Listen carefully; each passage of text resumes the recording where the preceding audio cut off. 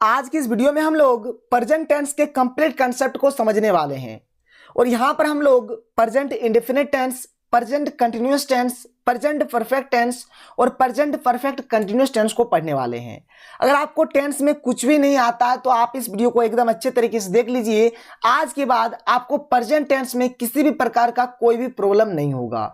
और आज की इस वीडियो में हम लोग केवल और केवल प्रेजेंट टेंस और इसके टाइप्स को पढ़ने वाले हैं और इसके बाद जो हमारा अगला लेक्चर आएगा उसमें हम लोग पास्ट टेंस पढ़ेंगे और फिर आगे हम लोग फ्यूचर टेंस को पढ़ेंगे। फिर हमारा एक मास्टर वीडियो आएगा जहां पर हम लोग प्रेजेंट टेंस, पास्ट टेंस और फ्यूचर टेंस को एक टेबल के मदद से समझेंगे।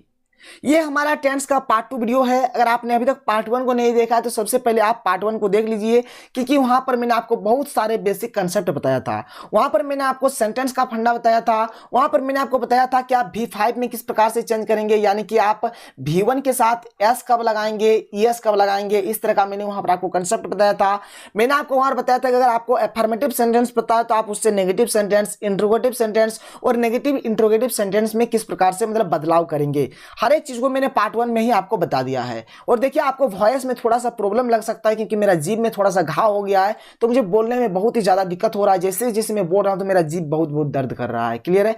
कोई दिक्कत नहीं है, आप अच्छे तरीके से समझिए। आपको मेरा वॉइस पे नहीं जाना है, आपको केवल और केवल समझना है कि आपको समझ में आना चाहिए। ठीक है, तो आप सबसे पहले तो पार्ट 1 को देख लीजिए। पार्ट 1 का लिंक मैंने डिस्क्रिप्शन बॉक्स में भी दे दिया है और आपको आई बटन में भी लिंक मिल जाएगा, तो आप पार्ट 1 को सबसे पहले देख लीजिएगा। ये हमारा पार्ट 2 है। अच्छे से देखिए, यहां पर हम लोग प्रेजेंट टेंस के कंप्लीट कंसेप्ट को अच्छे तरीके से समझेंगे। क्लियर है? चलिए देखिए, यहां पर मैं तो सबसे पहले आपको एक सिंपल सा फंडा बताता हूं। क्लियर है?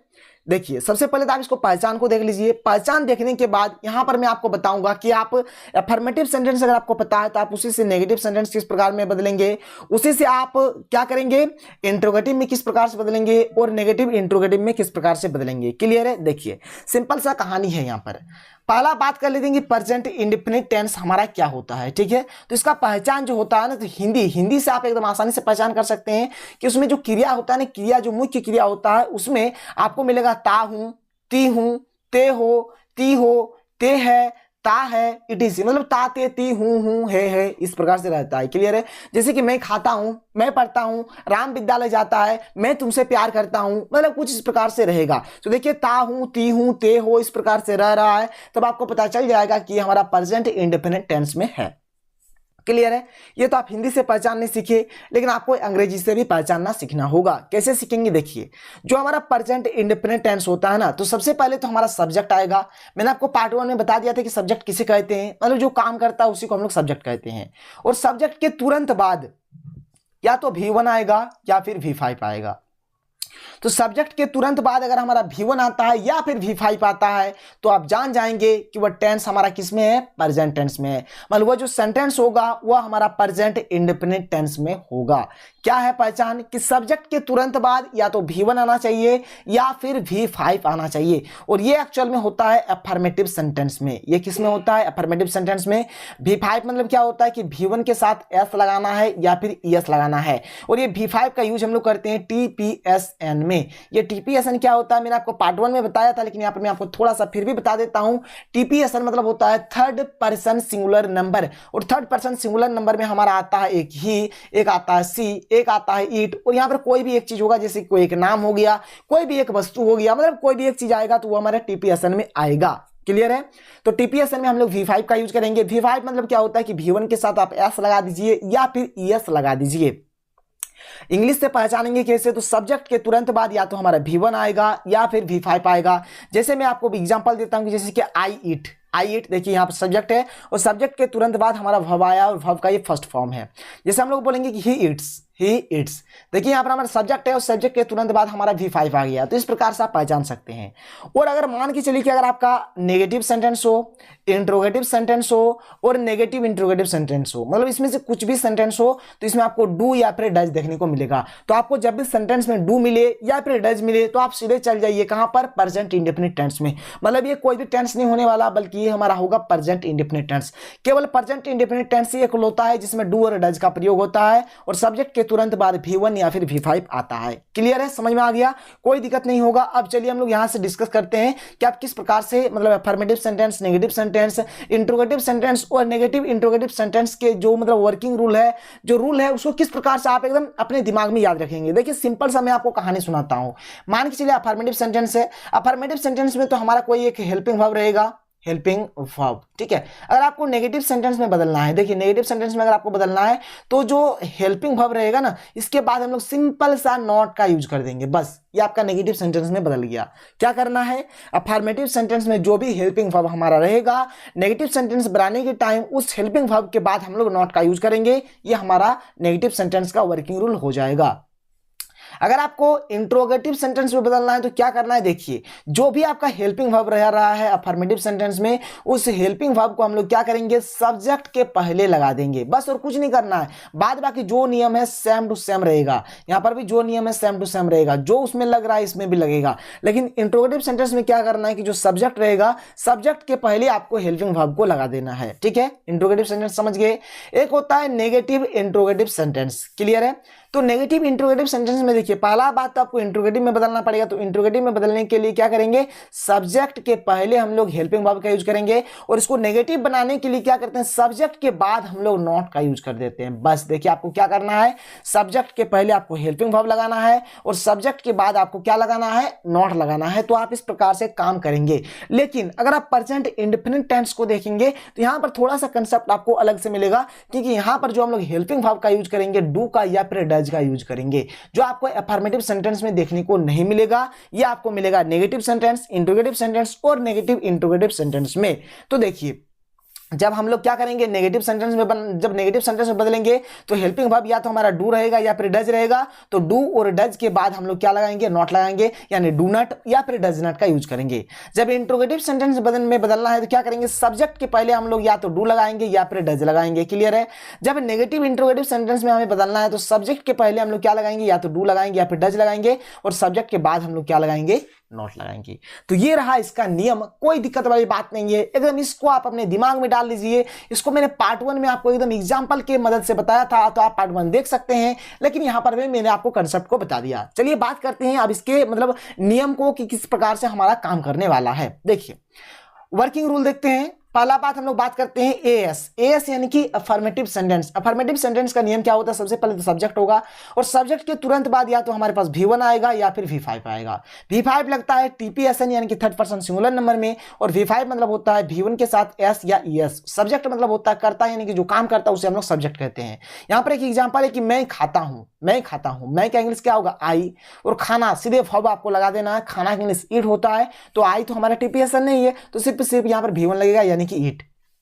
वह खाती है, वह का इंग्लिश सी हो गया, खाना का इंग्लिश ईट होता है, लेकिन सी यहाँ पर हमारे पास क्या है, TPSN है यानी कि थर्ड पर्सन सिंगुलर नंबर में आता है, इसलिए हमने यहाँ पर V5 लगा दिया, तो इसका क्या हो गया, ईट्स हो गया। क्लियर है, समझ में आया। आगे बात करें।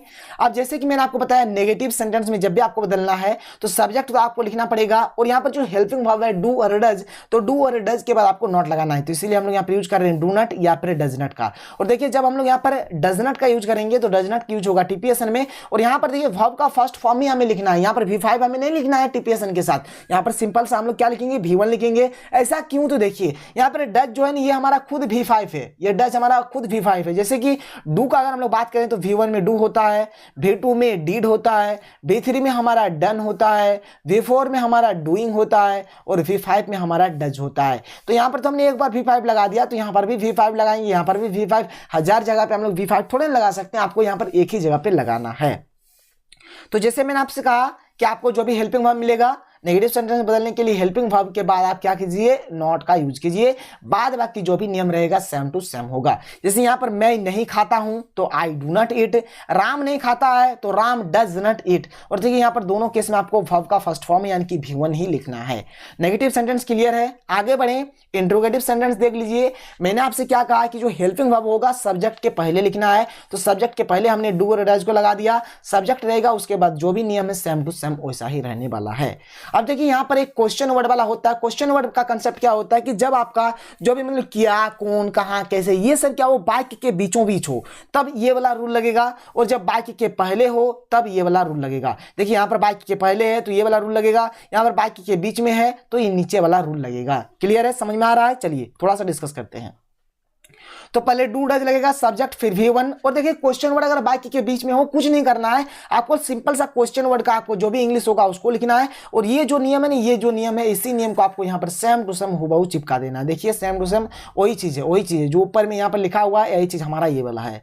क्या हुआ? खाती है, तो डज सी इट, वह क्या खाती है, तो क्या का इंग्लिश पहले लिखना है, तो क्या का इंग्लिश व्हाट होता है, और डज सी इट जैसा यहाँ पर है आपको does see it A to Z वैसा ही हुबहू आपको लिख देना है।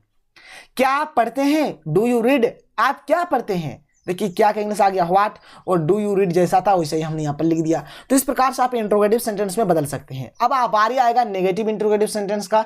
तो मैंने आपको क्या बताया कि जो भी हेल्पिंग वर्ब होगा, जैसे कि डू डज है तो सब्जेक्ट के पहले लगा देंगे, और सब्जेक्ट के बाद आपको एक नॉट लगाना है। तो देखिए इसका वर्किंग रूल, ये सब्जेक्ट है, सब्जेक्ट के पहले हमने डू डज लगा दिया, और सब्जेक्ट के बाद हम लोग नॉट का यूज कर रहे हैं। बाद में जो भी नियम होगा सेम टू सेम होगा। क्वेश्चन वर्ड अगर आ जाए तो क्वेश्चन वर्ड को आपको पहले लिख देना है, और यहाँ पर इस प्रकार से आपको जैसा नियम है यहाँ पर वैसा ही आपको लिखना है। क्या वह नहीं खाती है? क्या वह नहीं खाती है? डज सी नॉट इट, ठीक है, और डज सी नॉट इट को हम लोग लिख सकते हैं डजंट सी इट। क्लियर है? ये जो एन टी इस प्रकार से एन अपोस्ट्रोफी टी लिखते हैं, इसको हम लोग बोलते हैं नॉट, तो डजंट सी इट भी बोल सकते हैं। वह क्यों नहीं खाती है? Why does she not eat, इसको हम लोग बोल सकते हैं कि why doesn't she eat। अब देखिए यहाँ पर क्यों बीच में है, इसलिए सबसे पहले हम लोग क्या करिए, क्यों का इंग्लिश लिख दिए, यानी कि why। क्लियर है? प्रेजेंट इंडेफिनिट टेंस आपका यहाँ पर क्लियर हो जाता है। अब हम लोग आगे बात करते हैं प्रेजेंट कंटिन्यूअस टेंस के ऊपर। सबसे पहले हम लोग थोड़ा सा रिमार्क देख लेते हैं, जो हमने शुरू में ही पढ़ा कि मैंने आपको क्या बताया कि सब्जेक्ट के बाद आपका क्या होगा, वर्ब आएगा। वर्ब का कौन सा फॉर्म, या तो हमारा V1 आएगा या फिर हमारा V5 आएगा। इस बात को आप याद रखिएगा। जो नेगेटिव सेंटेंस होगा, इंट्रोगेटिव सेंटेंस होगा, या फिर नेगेटिव इंट्रोगेटिव सेंटेंस होगा, उसमें हमारा डू या फिर डज का यूज होगा। आगे बात करते हैं प्रेजेंट कंटिन्यूअस टेंस के ऊपर। ठीक है, देखिए प्रेजेंट कंटिन्यूअस टेंस को हम लोग किस प्रकार से पहचानेंगे। हिंदी से तो एकदम सिंपल है कि रहा हूं, रही हूं, रहे हैं, रहे हो, रही हो, रहा है, रही है, इसी मतलब इस प्रकार से रहेगा। जैसे कि मैं पढ़ रहा हूं, राम खा रहा है, मैं स्कूल जा रहा हूं, मैं 2 घंटे मैं पढ़ रहा हूं, मतलब इस प्रकार से रहेगा। क्लियर है? मतलब रहा हूं, रही हूं, इस प्रकार से रहेगा। अभी हम लोग सिंपल प्रेजेंट कंटिन्यूअस टेंस के ऊपर डिस्कस कर रहे हैं। आप सोच रहे होंगे सर, जैसे आप जो बोलना चाह रहे थे, जैसे मैं बोलना चाह रहा था कि मैं सुबह से पढ़ रहा हूं, तो मैं सुबह से पढ़ रहा हूं, इसको अभी हम लोग आगे बात करेंगे। अभी हम लोग आगे बात करेंगे जब प्रेजेंट परफेक्ट कंटिन्यूअस टेंस पढ़ेंगे, उस जगह पर इसका यूज होगा, कैसे होगा अभी हम लोग डिस्कस करेंगे। यहाँ पर मैं पढ़ रहा हूं तो रहा हूं देखकर आप मत बोलिएगा कि सर प्रेजेंट कंटिन्यूअस टेंस है, यही चीज मैं आपको समझा रहा था। क्लियर है? तो यहाँ पर केवल और केवल आपको रहा हूं, रही हूं वाला मिलेगा। अंग्रेजी से पहचानना सिंपल है, क्या होगा कि एम इज आर होगा, और एम इज आर के बाद V4 होगा। V4 यानी कि V1 के साथ आपको ING लगाना है, यानी कि जो वर्ब का फर्स्ट फॉर्म रहेगा उसके साथ आपको क्या करना है, ING लगा देना है। मतलब पहचानने का तरीका आपको पता चला कि रहा हूं, रही हूं, इस प्रकार से रहेगा। देखिए यहां पर आपका जो नियम है ना, यहां पर वर्क करेगा, यहां पर आपका वर्क करेगा।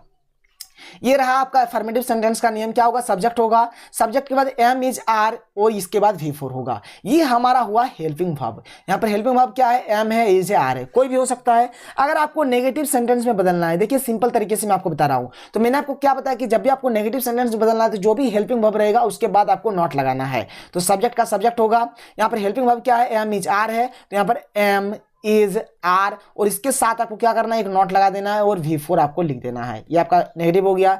अगर आपको इंट्रोगेटिव में बदलना है, तो मैंने आपसे क्या कहा है कि जो भी हेल्पिंग वर्ब होगा उसको आप सब्जेक्ट के पहले लिख दीजिए, सब्जेक्ट के पहले आपको हेल्पिंग वर्ब लगा देना है। तो यहां पर क्या है, एम है, इज है, आर है, इसको सब्जेक्ट के पहले लगा देंगे, फिर सब्जेक्ट लिखेंगे। ये तो हमारा पहले चल गया, फिर सब्जेक्ट जैसा है वैसे ही, मतलब V4 है, उसके बाद V4 लगा दीजिए, कहानी खत्म। क्लियर है? जैसा है वैसे ही करेंगे। अगर आपको नेगेटिव इंट्रोगेटिव सेंटेंस में बदलना है, तो आप क्या करेंगे, मैंने आपसे क्या कहा था कि देखिए ये जो हेल्पिंग वर्ब रहेगा इसको तो आप पहले लिखिए, सब्जेक्ट के पहले लिखिए, और सब्जेक्ट के बाद आपको एक नॉट लगाना है। मतलब इसको देखिए यहां से ही हम बता देते हैं कि एम इज आर पहले लिखेंगे, फिर हमारा सब्जेक्ट आएगा, सब्जेक्ट के पहले हमने हेल्पिंग वर्ब लगाया, और सब्जेक्ट के बाद हमारा एक नॉट आएगा, फिर जैसा है वैसे ही लिखना है हमें। बस देखिए, आपको वर्किंग रूल थोड़े नहीं याद करना है। अगर आप एक वर्किंग रूल पता कर लिए तो आप नेगेटिव इंट्रोगेटिव सबके बारे में आप बता सकते हैं कि क्या यहां पर कहानी है। क्लियर है? चलिए समझ में आ गया। आप इस प्रकार से समझ सकते हैं मैंने कैसे किया ये वाला। चलिए अब देखिए यहाँ पर अफर्मेटिव सेंटेंस है, मैंने आपको क्या बताया सब्जेक्ट फिर एम इज आर फिर वी फोर। तो मैं पढ़ रहा हूं तो आई एम रीडिंग, आप खा रहे हो तो यू आर ईटिंग, वह दौड़ रहा है तो ही इज रनिंग। क्लियर है, आगे बढ़े। नेगेटिव सेंटेंस मैंने आपको क्या बताया कि एम इज आर के बाद आपको नॉट लगाना कि जैसे मैं नहीं रो रहा हूं, आई एम नॉट वीपिंग, तुम नहीं पढ़ रहे हो, यू आर नॉट रीडिंग, वह नहीं आ रही है, सी इज नॉट कमिंग। क्लियर है। इंट्रोगेटिव सेंटेंस का बात करें तो मैंने आपको बताया कि हेल्पिंग वर्ब आपको शुरू में लिखना है, फिर हमारा सब्जेक्ट आएगा, फिर वी फोर आएगा। क्वेश्चन वर्ड अगर बीच में रहे, क्वेश्चन वर्ड अगर बाइक के बीच में हो तो पहले क्वेश्चन वर्ड आ जाएगा, और ये वाला जैसा है हुबहू आपको ये वाला वैसे ही चिपका देना है। देख लीजिए आप, क्या आप खेल रहे हैं तो आर यू प्लेइंग, आप क्या खेल रहे हैं, क्या का आपको इंग्लिश लिखना व्हाट, और ये जो चीज है मैंने वहीं पे लिख दिया है कि आर यू प्लेइंग। क्लियर है, आगे बढ़े। नेगेटिव इंट्रोगेटिव सेंटेंस देख लीजिए, तो मैंने आपको बताया कि सब्जेक्ट पहले हेल्पिंग वर्ब, सब्जेक्ट के बाद नॉट लगाना है। तो am is are subject not V four, question word बीच में रहेगा तो इस प्रकार से करना है, क्या आप नहीं खेल रहे हैं, आर यू नॉट प्लेइंग, आप क्या नहीं खेल रहे हैं, तो what are you not playing. Clear है। रिमार्क क्या है कि इसमें आपको एम इज आर देखने को मिलेगा और साथ ही साथ आपको वी फोर देखने को मिलेगा। ये था इसका वर्किंग रोल। यहां पर हमारा प्रेजेंट कंटिन्यूअस टेंस खत्म होता है। अब आगे हम लोग बात करेंगे प्रेजेंट परफेक्ट टेंस के ऊपर। पहचानेंगे कैसे, इसका पहचानने का हिंदी से पहचानने का 3 तरीका है। किसमें आपको मिलेगा चुका हूं, चुकी हूं, चुके हैं, चुके हो, चुका है, चुकी है, इटीसी, मतलब कुछ इस प्रकार से मिलेगा। या फिर देखिए या हूं, दीर्घई हूं, ए है, ए हो, या है, दीर्घई है, दीर्घई, दीर्घई है, दीर्घई है, ईटीसी, इस प्रकार से रहेगा। आकार है, हर्षिकार है, एकार है, ईटीसी, मतलब कुछ इस प्रकार से आप हिंदी से पहचानेंगे, कुछ आपको हिंदी में कुछ इस प्रकार से मिलेगा। अंग्रेजी से पहचानना सिंपल है, आपको उसमें हैव या फिर हैज देखने को मिलेगा और साथ ही साथ आपको V3 देखने को मिलेगा, हैव, हैज और V3 मिलेगा। क्लियर है, बढ़े आगे, चलिए देखते हैं इसके वर्किंग रूल को। सबसे पहले मैंने आपको क्या बताया, अगर आपको अफर्मेटिव सेंटेंस पता है तो आप सबका लिख सकते हैं। अफर्मेटिव सेंटेंस क्या होता है, पहले सब्जेक्ट लिखना है, फिर या तो आपका हैव आएगा या फिर हैज आएगा, फिर V3। हैज आपको कहाँ लगाना है, तो TPSN में आपको हैज लगाना है। क्लियर है, समझ में आया। अब देखिए यहाँ पर, अब यहाँ पर आप समझिए, अगर मान के चले आपको नेगेटिव सेंटेंस में बदलना है, यहाँ पर हेल्पिंग वर्ब कौन है, यहाँ पर हेल्पिंग वर्ब है हमारे पास हैव और हैज। तो मैंने आपको बताया नेगेटिव सेंटेंस जब भी बदलना है तो आपको सब्जेक्ट लिखना है, फिर जो भी आपका हेल्पिंग वर्ब रहेगा, जैसे कि यहाँ पर हैव है और हैज है, तो हैव और हैज के बाद आपको क्या लगा देना है, नॉट लगा देना है, प्लस V3, और जैसा आइए चलता रहेगा। अगर आपको इंट्रोगेटिव सेंटेंस में बदलना तो मैंने आपको क्या बताया कि जो भी हेल्पिंग वर्ब रहेगा उसको आप सब्जेक्ट के पहले लिख लीजिए, यानी हैव या फिर हैज को आप सब्जेक्ट के पहले लिखिए, फिर आप सब्जेक्ट को लिखिए। ये हैव और हैज तो पहले आ गया है, फिर सब्जेक्ट चल गया, बचा क्या, V3 को यहाँ पर लिख देंगे।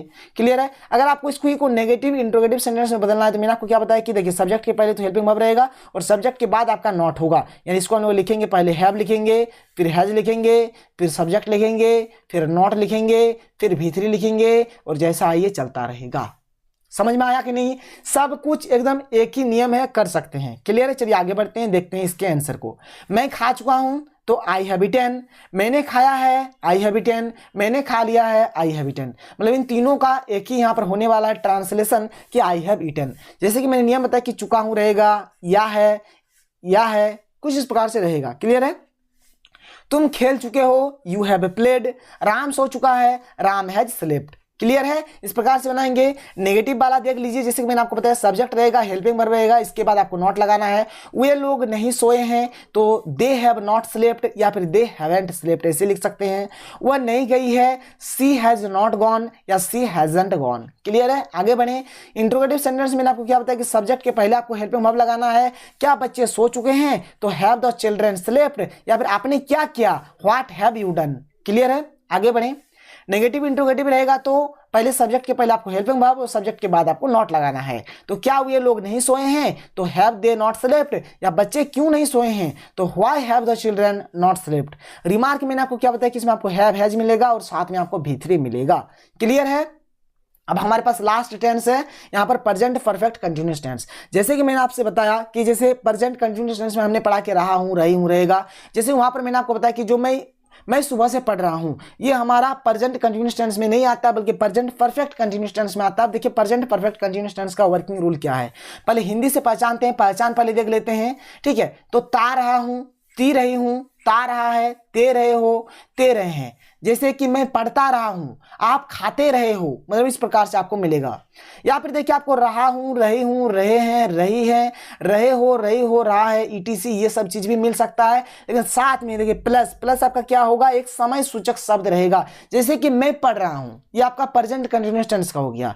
मैं सुबह से पढ़ रहा हूं, तो देखिए यहाँ पर सुबह से एक समय सूचक शब्द आ गया है। तो जब भी आपका एक समय सूचक शब्द आ जाएगा तो वो प्रेजेंट परफेक्ट कंटीन्यूअस टेंस में हो जाएगा।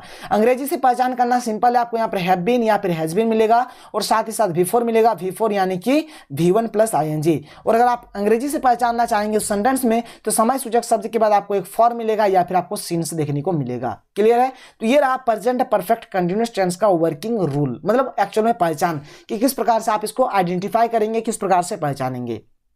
रूल का बात करें, पहले हम लोग देखते हैं अफर्मेटिव सेंटेंस। देखिए यहाँ पर सिंपल सा कहानी है जो हम लोग शुरू से पढ़ते हुए आ रहे हैं। यहाँ पर सब्जेक्ट है, फिर आपका हैव बीन है और हैज बीन है और यहाँ पर V4 है। देखिए यहाँ पर आपका हैव का बात होगा और यहाँ पर हैज का बात होगा। केवल आप लोग हैव और हैज को देखेंगे। अगर आपको नेगेटिव बनाना है तो हैव के बाद आपको नॉट लगा देना है या फिर हैज के बाद आपको नॉट लगाना है। क्लियर है? अगर आपको इंट्रोगेटिव बनाना है तो ये जो हैव है और हैज, बीन का मैं बात नहीं कर रहा हूँ, केवल हैव और हैज का बात हो रहा है। तो अगर आपको इंट्रोगेटिव बनाना है तो ये हैव और हैज सब्जेक्ट के पहले आ जाएगा। अगर आपको नेगेटिव इंट्रोगेटिव बनाना है तो हैव और हैज को सब्जेक्ट के पहले लाना होगा और सब्जेक्ट के बाद आपको नॉट लगाना होगा। ठीक है, समझ में आ रहा है? चलिए मैं आपको एकदम अच्छे तरीके से बता देता हूं। देखिए जैसे कि मान के चलिए अगर आपको नेगेटिव सेंटेंस में बदलना है तो पहले तो आपको सब्जेक्ट लिखना पड़ेगा, फिर आपको हैव के बाद आपको नॉट लगाना है या फिर आपको हैज के बाद आपको नॉट लगाना है, फिर आपका एक आएगा बीन और एक आएगा V4। क्लियर है? अगर आपको इसको बनाना है इंट्रोगेटिव सेंटेंस में तो देखिए यहाँ पर हैव और जो हैज है ये आपका पहले आ जाएगा, यानी पहले हम लोग लिखेंगे हैव, फिर लिखेंगे हैज, फिर हमारा आएगा सब्जेक्ट, मतलब ये सब्जेक्ट के पहले होता है, फिर यहाँ पर आएगा हमारा एक बीन और फिर आएगा हमारा V4, फिर जैसा है चलता रहेगा। अगर इसी को अगर हम लोग नेगेटिव इंट्रोगेटिव सेंटेंस में बनाएंगे तो क्या करेंगे, यहाँ पर हमारा एक हैव आएगा, यहाँ पर एक हमारा हैज आएगा जो है सब्जेक्ट के पहले, तो सब्जेक्ट लिखेंगे और सब्जेक्ट के बाद एक नॉट आएगा, नॉट के बाद हम लोग ये बीन को लगाएंगे, फिर V4, फिर ऐसा करेंगे। क्लियर है? यहां पर हम लोग सिंपल सा हैव और हैज पर फोकस करना है, हैव और हैज पर फोकस करना है। क्लियर है? तो हैव और हैज के बाद नेगेटिव में नॉट लगा देंगे, इंट्रोगेटिव में हैव और हैज को पहले ले जाएंगे सब्जेक्ट के, नेगेटिव इंट्रोगेटिव में क्या करेंगे, हैव और हैज को सब्जेक्ट के पहले लाएंगे और सब्जेक्ट के बाद एक नॉट का यूज करेंगे। क्लियर है? आप देख सकते हैं, देखिए मैंने यहाँ पर क्या है ना कि हैव के बाद हमने नॉट लगाया, हैज के बाद हमने नॉट लगाया। यहाँ पर अगर आप देखेंगे सब्जेक्ट के पहले हमने हैव और हैज को लगा दिया, फिर बीन लगाएंगे लास्ट में, फिर देखिए सब्जेक्ट के पहले हैव और हैज लगाएंगे, फिर नॉट को लगाएंगे बाद में। तो चलिए एक एक करके हम लोग समझते हैं इसके एग्जाम्पल को। क्लियर है? ये समझ में आया कि नहीं आया? बीन से आपको मतलब नहीं है, बीन भाड़ में जाए, बीन बुलाइए सांप को आप, ठीक है, बीन को अभी गोली मारिए, हैव और हैज पर आपको फोकस करना है। देखिए एक करके एग्जांपल देखते हैं। अफर्मेटिव का क्या मैंने बताया, सब्जेक्ट हैव बीन या फिर हैज बीन, फिर V4। तो मैं खाता रहा हूं तो आई हैव बीन ईटिंग। वे लोग सुबह से दौड़ रहे हैं तो they have been running since morning. वह टहलता रहा है तो ही हैज बीन वॉकिंग। मैं सुबह से खा रहा हूं तो I have been eating since morning. Clear है? आगे बात करें, जैसे कि मैंने आपको बताया कि सब्जेक्ट, जैसे सब्जेक्ट है, सब्जेक्ट के बाद यहाँ पर हैव के बाद आपको नॉट लगाना है, हैज के बाद आपको नॉट लगाना है, तो हैव हैज के बाद नॉट लगाएं। क्लियर है? मैं सुबह से नहीं दौड़ रहा हूं तो I have not been running since morning. देखिए यहाँ पर मैंने लिख भी दिया है हिंदी से कि हैव और हैज के बाद आपको नॉट लगाना है। क्लियर है? आगे देखिए इंट्रोगेटिव नेगेटिव में क्या करना है कि सब्जेक्ट के पहले आप हैव हो या फिर हैज को लिखें। तो क्या राम 2006 ईस्वी से पढ़ रहा है, तो has Ram been reading since 2006। Clear है? क्वेश्चन वर्ड अगर आपका बीच में आ जाए तो क्या करेंगे, जैसे यहाँ पर बीच में है तो क्या कहेंगे, पहले आपको लिखना है कि what has Sita been reading for an hour, मतलब सीता 1 घंटे से क्या पढ़ रही है। क्लियर है? नेगेटिव इंट्रोगेटिव का बात कर लेते हैं। तो जैसे सब्जेक्ट के पहले आपका हैव हैज आएगा, सब्जेक्ट के बाद आपका नॉट आएगा, फिर बीन, फिर V4।